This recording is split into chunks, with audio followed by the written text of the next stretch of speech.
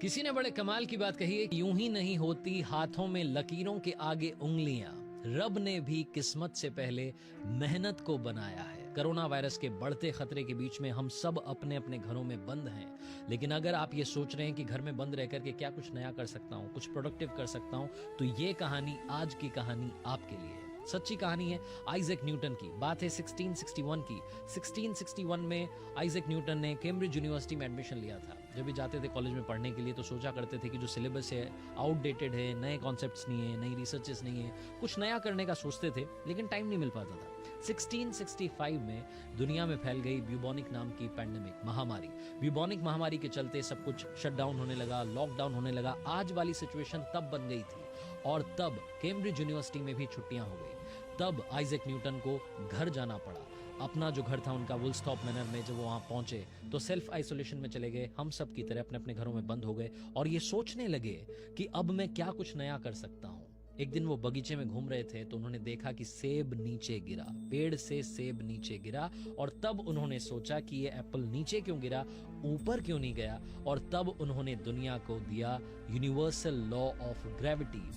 उस वक्त जब नकारात्मकता फैली हुई थी, आइजैक न्यूटन ने अपने अंदर से पॉजिटिविटी ला करके कर दिखाया कुछ ऐसा कि अब दुनिया करना चाहे उनके जैसा। ये छोटी सी कहानी आज हमें सिखाती है कि जिस हालात में हम हैं, हम सबको पॉजिटिव रहना है, खुश रहना है, अच्छी अच्छी बातें सोचनी है और सोचना है अपने बारे में, अपने आप को एनालाइज करना है। वो वक्त आपको मिल चुका है जिसमें आप अपने बारे में सोचें। भागती दौड़ती दुनिया में हम सब भाग रहे थे, लेकिन अपने आप को, अपनी फैमिली को वक्त नहीं दे रहे थे।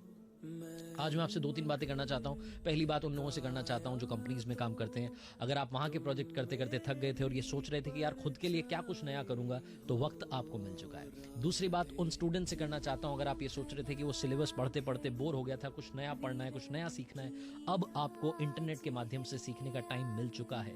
और इसी के साथ में मैं उन लोगों से बात करना चाहता हूं जो ये कहते हैं कि मेरे पास में फैमिली को टाइम देने के लिए टाइम नहीं है। सर जी, मैडम जी, अब आपके पास में अपनी फैमिली के लिए टाइम आ चुका है।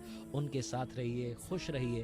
फैमिली के साथ जब हम होते हैं, अपनों के साथ जब हम होते हैं, तो एक अलग ही पॉजिटिविटी आती है। वो पॉजिटिविटी का फ्लो होता है और हमारे अंदर वो सारे थॉट्स आते हैं जिनसे हम आगे बढ़ सकें। कर दिखाने का टाइम है कुछ ऐसा कि दुनिया करना चाहे हमारे जैसा। और साथ में एक आखिरी मैसेज उन लोगों के नाम जो इस वक्त महामारी फैली हुई है, पैंडेमिक फैला हुआ है कोरोना वायरस नाम का, इस वक्त भी पैसा कमाने में लगे हुए हैं, लोभी बने हुए हैं। सैनिटाइजर की रेट बढ़ा दी है, कोरोना वायरस से बचने के लिए जो मास्क हैं उनकी रेट बढ़ा दी है। ये सैनिटाइजर की रेट बढ़ा करके, मास्क की रेट बढ़ा करके, ये जो चीज़ों के दाम बढ़ा करके आप अपनी आत्मा को कैसे सैनिटाइज करेंगे, सोचिएगा। रतलाम का एक छोटा सा किस्सा है, जाते आते शेयर करना चाहता हूँ। रतलाम के एक डॉक्टर हैं, चाइना में पोस्टेड हैं, और उनकी माँ ने जब भी कोरोना वायरस फैल गया था तो उनसे रिक्वेस्ट की थी कि बेटा घर आ जाओ, बहू को लेकर के घर आ जाओ।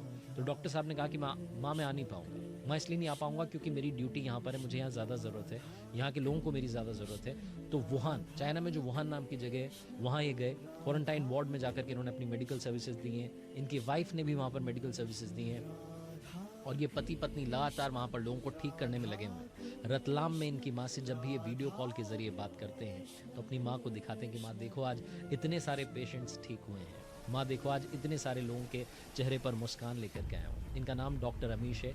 डॉक्टर रमेश को, उनकी वाइफ को, सबको सलाम है, प्रणाम है, उनकी फैमिली को सलाम है। ये रियल लाइफ हीरोज़ हैं जो हम सबको बचाने में लगे हुए हैं। इनका साथ दीजिए, अपने अपने घरों में रहिए, बिना मिले